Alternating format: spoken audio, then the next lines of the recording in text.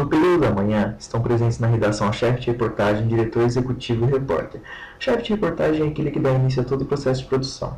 Então, a pauta concluída chega às mãos do repórter. Em posse da pauta, o repórter checa suas fontes, inicia o processo de coleta das informações e, se necessário, se dirige até o local do fato, com um carro de reportagem. Na nossa visita ao Jornal da Cidade, acompanhamos o repórter Marcele, que tinha que ir até o Hermanúcleo fazer uma matéria sobre a doação de sangue do tiro de guerra.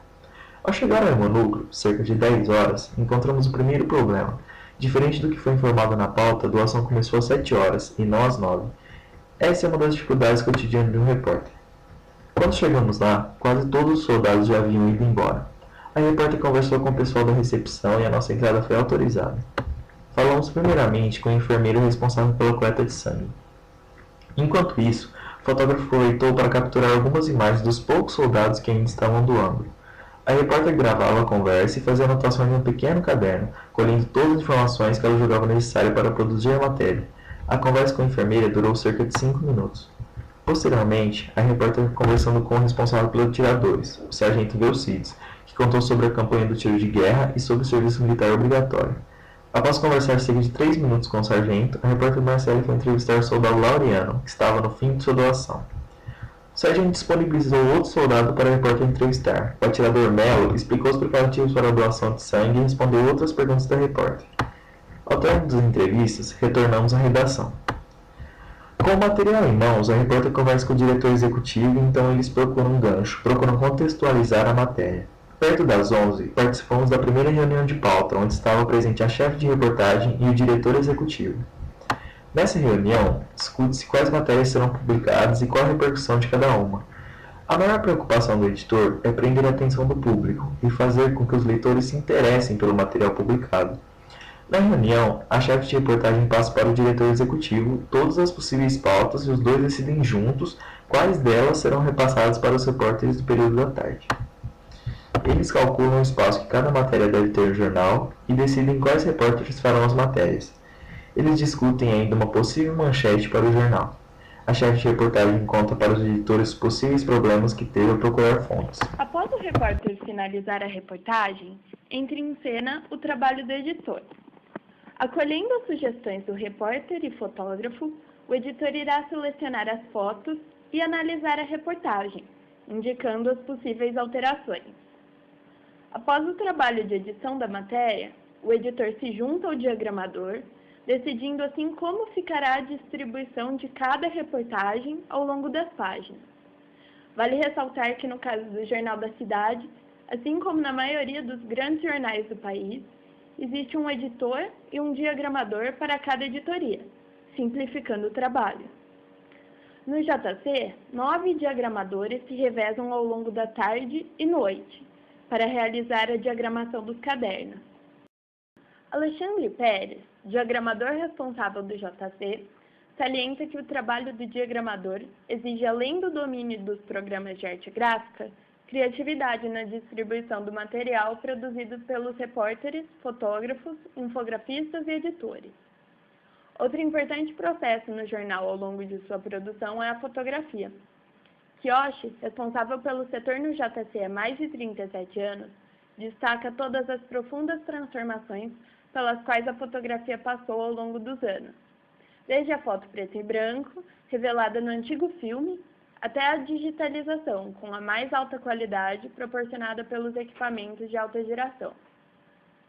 As fotos realizadas pelos fotógrafos são previamente selecionadas pelos editores e enviadas ao Departamento de Tratamento de Imagens, que prepara a imagem, atribuindo os recursos necessários para melhor definição na hora da impressão. Posteriormente, as fotos são enviadas para o diagramador, que apenas irá distribuí-las nas páginas. São 6h30 da tarde e a redação está bem agitada. Ocorre a reunião de consolidação de pauta, juntando alguns editores. O diretor de fotografia, a responsável pelo site e o diretor de redação aparecem depois. A discussão aborda os fechamentos de pautas e os ganchos, bem como as manchetes. O conteúdo é filtrado e algumas matérias são deixadas de fora. Também começam as sugestões para a capa. São feitos alguns esboços da futura diagramação, por meio de fluxogramas. As fotos são apresentadas e avaliadas, todos dão opiniões. É intensa a procura de ganchos efetivos, que sejam interessantes e importantes. Algumas revisões rápidas também são feitas. Repórteres são chamados à mesa e consultados sobre suas matérias. Tiram-se as últimas dúvidas. O padrão de cores que será utilizado também é discutido. Já passa das 9 da noite e o trabalho continua na redação. A editoria de cultura se aproxima do fechamento. A capa já está definida e a diagramação está quase completa. Lacunas são deixadas para a publicidade. Na editoria Brasil, alguns esboços já indicam a disposição final no caderno. O trabalho é feito com agências de notícias da Folha e do Estado. Das agências saem matérias e fotos que serão utilizadas. A editoria internacional está a todo vapor. A agência de notícias utilizada é a Reuters, uma das maiores do mundo. O editor escolhe fotos e matérias da agência. O chefe de redação nos mostra uma impressão de teste, que será avaliada pelo editor e pelos diagramadores. Uma das diagramadoras mostra seu serviço. Ela é responsável também pelos anexos econômicos e de previsão do tempo, todos na primeira página. O esqueleto da capa é montado. Chefe de redação, diretor de fotografia e editores fazem uma reunião para decidir as fotos da capa. A discussão é intensa e os prós e contras de cada imagem são apresentados. Variáveis como espaço, cores e impacto são analisadas. O editor de esportes checa com o diretor de fotografia quais fotos sairão no caderno. As diagramadoras demonstram seu trabalho com o Adobe InDesign. Os desafios de formatação das páginas são muitos. Imagens que serão destaque na capa são escolhidas e dispostas. Manchetes vão assumindo suas posições. A capa vai tomando forma gradualmente. Visitamos a sala de pré-impressão, onde os moldes das páginas são feitos. São feitas as últimas revisões na impressão de teste. Visitamos a gráfica e as enormes impressoras, que ficam nos fundos da redação. Esta gráfica também imprime vários jornais da região e grande parte deles já está empilhada. O chefe de impressão mostra os diversos processos. Acompanhamos a montagem das páginas, que é feita por um grande número de pessoas. A impressora começa a funcionar. Passa da 1 da manhã. Finalmente, o Jornal da Cidade definitivo é impresso. A sensação é de vitória e de dever cumprido.